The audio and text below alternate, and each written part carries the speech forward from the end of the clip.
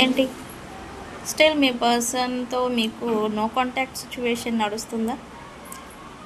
Reconciliation గురించి expect చేస్తున్నారా అవ్వాలి తొందరగా అని? అయితే నేను చెప్పబోయే స్విచ్ బోర్డ్ని 51 టైమ్స్ డైలీ పలకండి. రీకన్సిలియేషన్ విత్ ఇన్ డేస్లోనే జరుగుతుంది. సాధారణంగా నన్ను ఎవరైనా ఫస్ట్ అడిగే ప్రశ్న, మాకు రీకన్సిలియేషన్ ఎప్పుడు జరుగుతుంది? రీడింగ్స్లలో అడిగే క్వశ్చన్. రీకన్సిలియేషన్ జరగాల్సి ఉంటే న్యాచురల్గానే జరుగుతుంది. ఎనర్జీస్ వైజ్ కొన్ని బ్లాకేజెస్, మిస్అండర్స్టాండింగ్స్, నెగిటివిటీ వల్ల అది డిలే పడుతూ ఉంటుంది కొంతమందికి.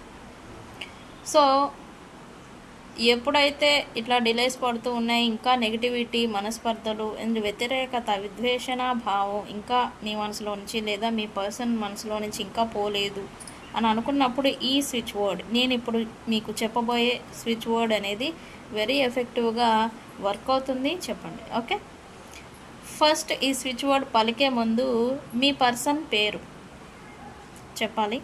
తర్వాత పర్సన్ పేరు, restore, reconnect, somehow, begin, now, done అని చెప్పాలి. లాస్ట్లో మీ పేరు చెప్పాలి. ఓకే, ఇదంతా కలిపి మీరు, నేను కామెంట్ సెక్షన్లో పోస్ట్ చేస్తాను ఎలా చెప్పాలి అనేది. సో ఈ స్విచ్ వర్డ్ని 51 టైమ్స్ డైలీ చెప్పండి, మీకు యూస్ఫుల్ ఉంటుంది. ఓకే.